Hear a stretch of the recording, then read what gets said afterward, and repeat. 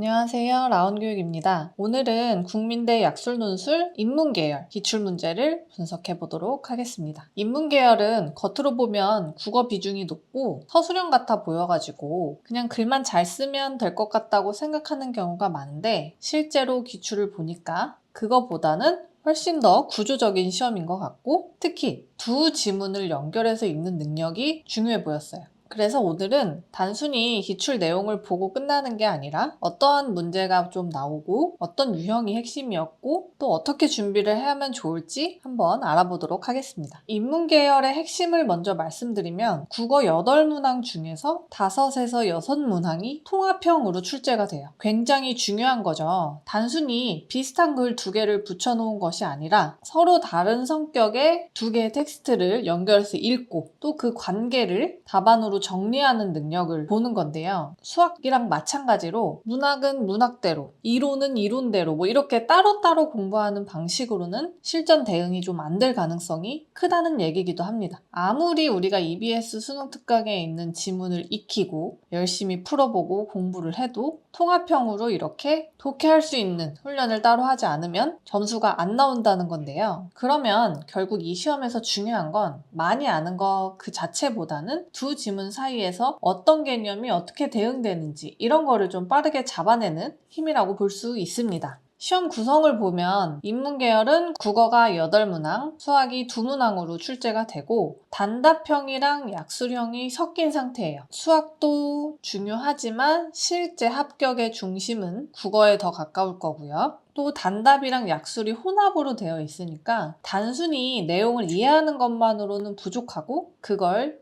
짧고 아니면 정확한 문장으로 바꾸는 능력이 필요합니다. 특히 30자에서 70자 정도로 짧게 설명하는 약술형이 중요하다고 되어 있는데 이거는 길게 쓰는 논술이랑은 전혀 다른 훈련이 좀 필요하다는 뜻이고요. 이제 실제 나왔던 기출문제를 한번 보겠습니다. 저는 처음에 이걸 보고 소재가 굉장히 다양하다는 걸 좀 느꼈어요. 철학도 나왔고 윤리, 과학, 문학, 사회이론 다 한 세트 안에 들어가 있었고 이걸 보면 하나만 잘해서 되는 구조가 아니고 전체적으로 봐야 되는 공부가 맞구나 이렇게 좀 생각을 했고요. 이거를 쭉 보시면 여기서 1번, 2번, 4번, 6번, 8번 이 문항들이 지금 두 지문을 묶은 형태예요.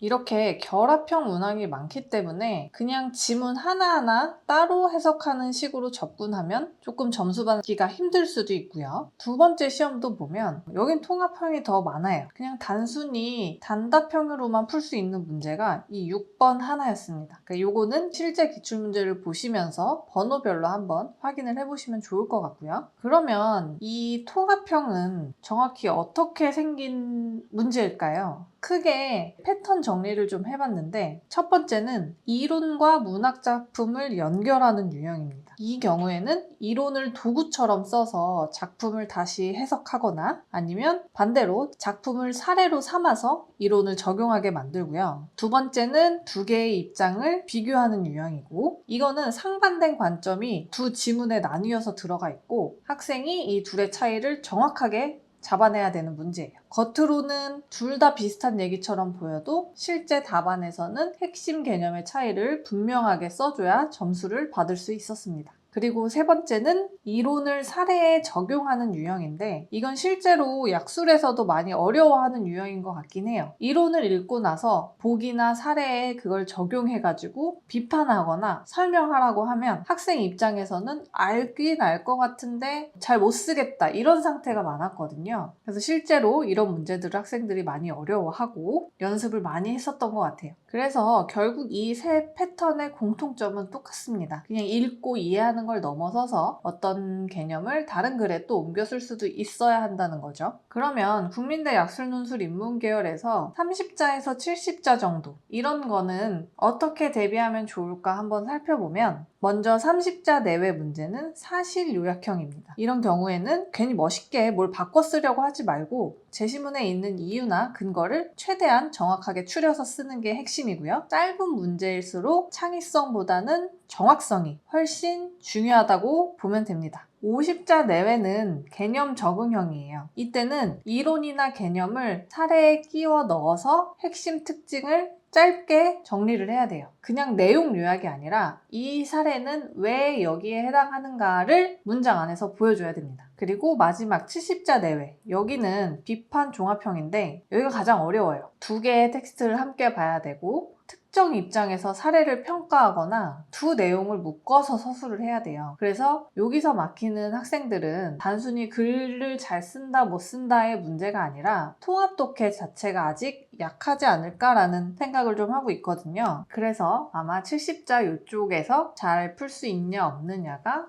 합격선을 결정하지 않았을까 예측도 해보고요. 그러면 국어를 어떻게 공부하면 좋을지 조금 정리를 해봤는데요. 첫 번째, 가와 나 이렇게 나왔을 때 얘네를 따로따로 읽거나 이론 지문에서 정의만 찾거나 문학 지문을 감상하듯이 읽는 방식은 전부 위험하다고 생각이 됩니다. 이게 왜 문제냐면 통합형은 결국 두 지문을 연결해서 답을 해야 하는데 읽는 단계에서부터 이미 분리를 해서 읽어버리면 나중에 추론 문항에서 연결이 안 될 수도 있거든요. 그리고 특히 감상 중심으로 읽으면 작품의 분위기만 기억나고 실제 답안에 필요한 개념 같은 거는 놓치기가 쉽습니다. 그래서 이론 지문 같은 경우에서는 핵심 개념을 먼저 잡고 문학이나 사례에서는 그 개념에 대응하는 부분을 먼저 찾고 그리고 마지막은 두 지문을 한 문장으로 연결을 해보는 연습이 꼭 필요합니다. 정리를 해보면 이 지문이 무슨 내용인지만 아는 게 아니고 이 지문의 어떤 부분이 저 지문에 어떤 거랑 연결이 되었는지 이렇게 바로 떠올릴 수 있어야 된다는 거예요. 여기는 반드시 맞춰야 될 문항이라고 제가 써놓기는 했지만 그래도 학생들이 비교적 쉽게 점수를 좀 얻지 않았나 하는 문항을 좀 가져온 거거든요. 그래서 이 부분은 기출문제를 보시면서 한번 확인을 해보면 좋을 것 같고 그럼 이제 합격할 수 있는 점수를 어떻게 쌓아 올릴지 좀 정리를 해봤는데요. 첫 번째는 안전문항, 내가 맞출 수 있는 거죠. 그리고 쉬운 거, 누구나 다 맞출 수 있는 거. 그런 단답형 빈칸 문제는 최대한 전부 맞히는 걸 목표로 해야 됩니다. 이 구간은 지문에 있는 말을 그대로 찾거나 개념 분류를 정확히 하는 식으로 우리가 접근이 좀 쉽게 가능한 문제들이기 때문에 여기서 점수를 좀 안정적으로 확보를 해야 되고요. 두 번째 단계는 통합형인데 최종 70자 약술까지는 우리가 완벽하게 못하더라도 그 앞에 있는 하위 문항들은 반드시 챙기는 전략이 중요합니다. 3을 못 풀어도 앞에 1, 2 부분 점수만으로도 70%가 확보가 가능하고요. 그리고 마지막 세 번째 단계가 킬러 구간인데 고난도 문제나 아니면 이제 뭐 70자 약술하세요, 비판 서술하세요 이런 문제였고 여기서 합격이 조금 갈렸을 수도 있죠. 어쨌든 여기도 두 지문을 종합하고 특정 관점을 사례에다가 적용을 하고 그거를 짧게 정리하는 능력이 필요하기 때문에 연습을 좀 많이 해야 되고요. 그래서 결론적으로 인문계열은 쉬운 문제는 전부 다 맞추는 게 목표. 그리고 통합형은 하위 문항을 우선적으로 확보하고 그 다음 쓸 수 있으면 하는 거고 그리고 마지막으로 제일 어려운 70자 종합 서술까지도 한번 완성해 볼 수 있도록 전략을 짜서 준비를 해보면 좋을 것 같아요. 마지막 정리입니다. 국민대 인문계열 약술논술은 두 지문을 통합해서 읽는 독해력과 70자를 여기에 맞는 패턴 훈련으로 결정이 됩니다. 인문계열이니까